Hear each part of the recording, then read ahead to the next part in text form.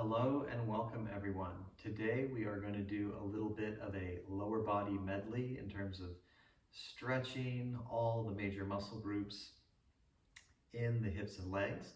So let's go ahead and begin standing about arm's distance from the wall. A couple little warm-up routines. We're going to lift the arms and draw in the abs. Relax the arms.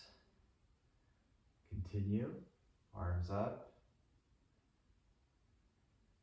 Arms down, abs stay in throughout this sequence. And then you can have the hands a little closer to the wall, place them up about 6 inches higher than the shoulders. Now, take the right foot with the toes curled up the wall, tips of the toes against the wall is totally fine. And the left leg can go a little bit back and bend the right knee in. The chest is lifting, we're getting some activation in the spine, and we're pressing strongly through the back heel, which, although we're lengthening the hip flexor, if your calves are tight, you might feel this in the calf more than anything else. Wherever you feel it is fine. That's where you need to be stretching. Breathe. And switch sides. This is called the gentle lunge or the gentle warrior. We have both feet facing the wall, toes curled up the wall for a toe stretch, unless you need just the tips of the toes on the wall. Remember, if you have to modify one side, you should modify both sides so the body gets more equal. We're taking deep breaths as we're stretching. Very good. Let's release from that stretch, move away from the wall. And we will do 3 toe touches. So bring the arms up, abs in, touch down, maybe bend the knees, and then have a flat back to stand up and draw in the abs to really use the core. That's 2, drawing the core, stand up. One more full sequence, touch down, flat back, stand up. Good, and then touch down and walk back to a downward dog. Have the head down and the hips high.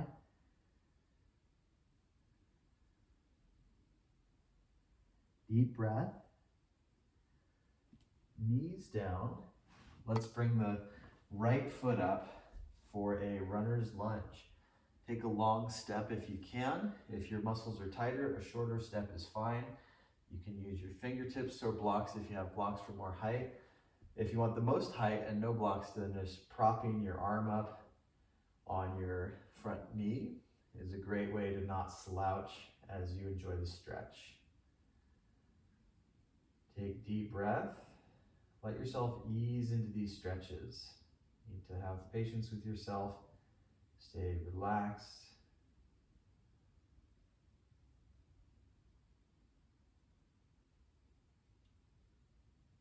Very good. Let's go ahead and switch the legs.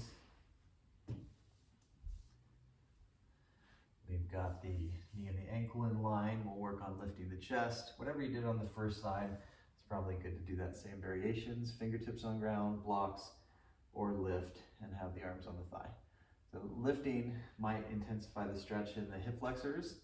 So it's better for the length of your spine. You might get a deeper stretch, but if the stretch is so deep that you're losing your breath, you can't focus, then you should back off. Move on to relax throughout the whole body, so don't tense up in the shoulders. Let the hips and torso relax. Stay concentrated with your breathing. Remember, it's important to not be competitive in stretching with other students if you're in a group setting, even with yourself. If you were really flexible 2 days ago and today you're tight, don't be competitive with your former self. Just enjoy the stretch. Switch back to hands and knees and take a downward dog. Head down, hips high. And then bend the left leg and isolate the right calf. Press deep into that right heel. And switch sides.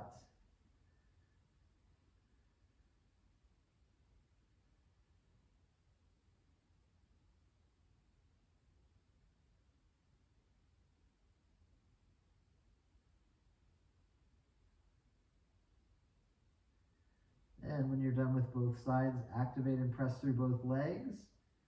Lift the hips high.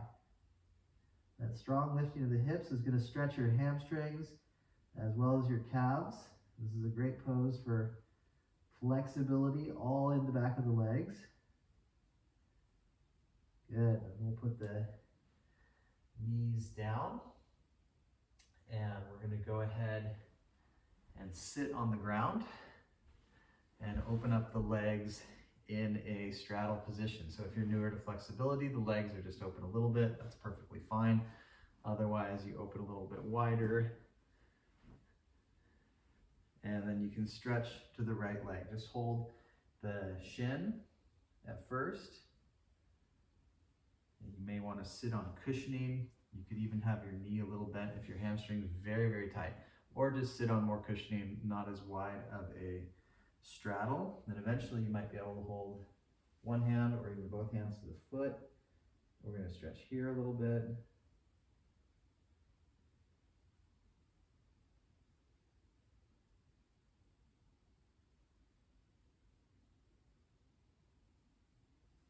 And do the other side. Remember, start small and finish big, possibly, but not necessarily on this day. You can work towards things gradually over time. I use the term eventually. Eventually you can hold the foot. Eventually doesn't mean necessarily today. Eventually could mean tomorrow, 5 weeks from now, 5 years from now. The important thing about this type of practice is being consistent and patient.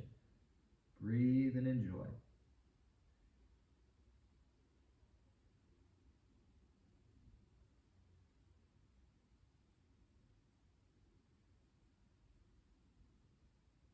Very good. Let's go ahead and release from that.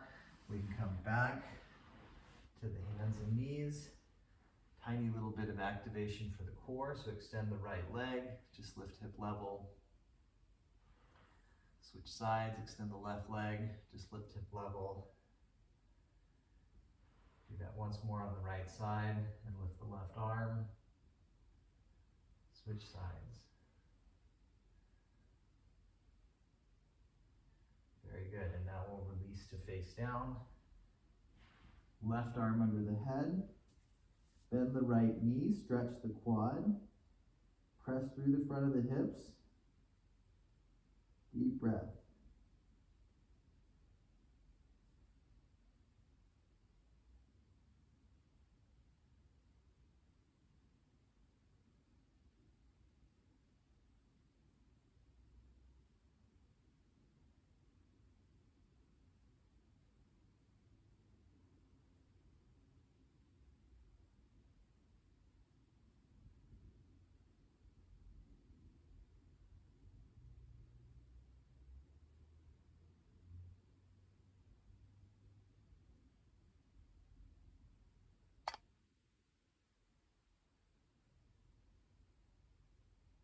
Couple more deep breaths.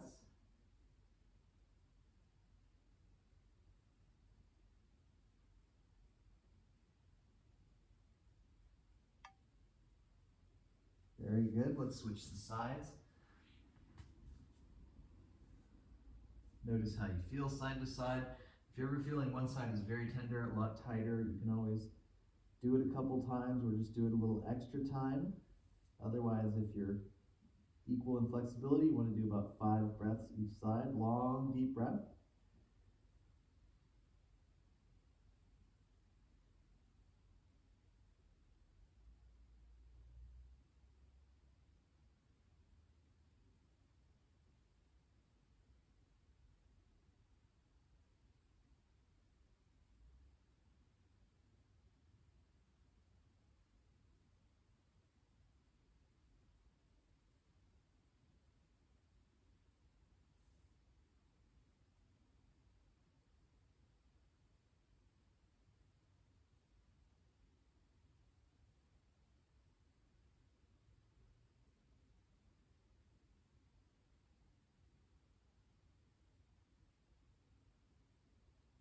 Very good. Release from that stretch.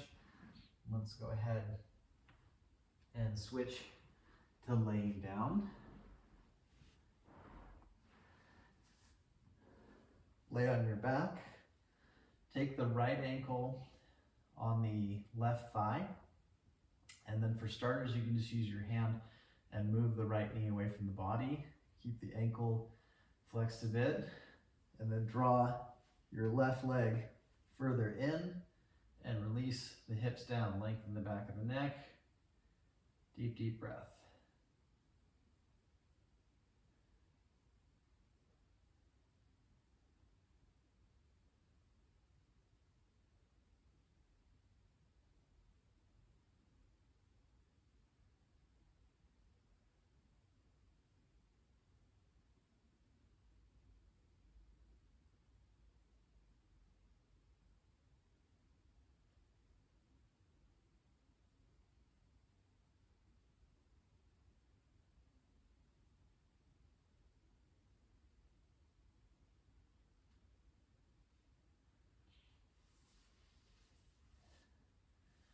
And other side.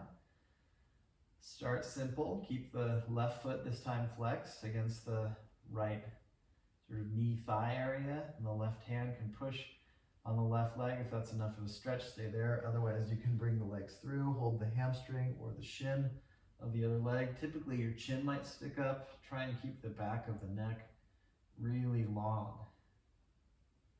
And breathe deep. This is releasing the glutes. Really great to help with not only the health of your lower body, it's good for your back as well. Remember to breathe and try and relax.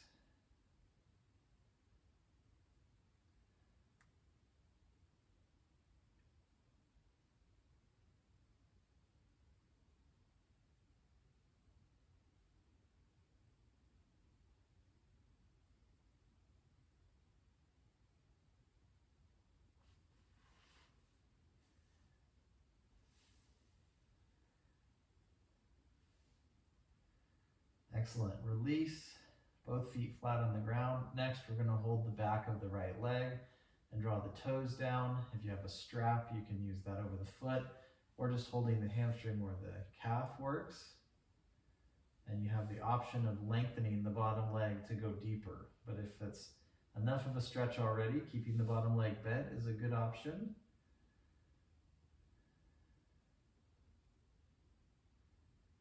Try and relax in the shoulders, keep the neck long. Remember, we're not just trying to release the main muscles, we want the whole body to relax.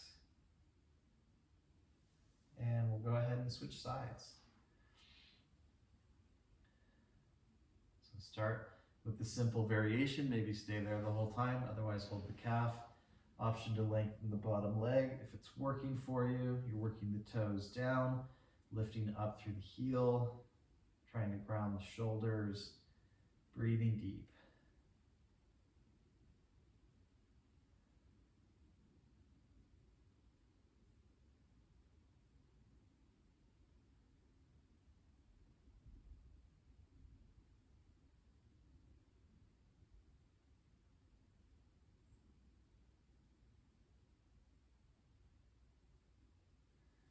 And when you're complete with that stretch, legs to the ground. Some students will choose to lay here and close their eyes for 5 to 10 minutes. And maybe some of you will just take 5 breaths and go about through the rest of your day. Your body should be nice and stretched out after a busy day of either cycling or working hard at the gym. And remember to really enjoy the release you feel in all of the leg muscles and hips, and how that helps you to really feel better in your low back as well. Thanks for practicing, everyone. Take care.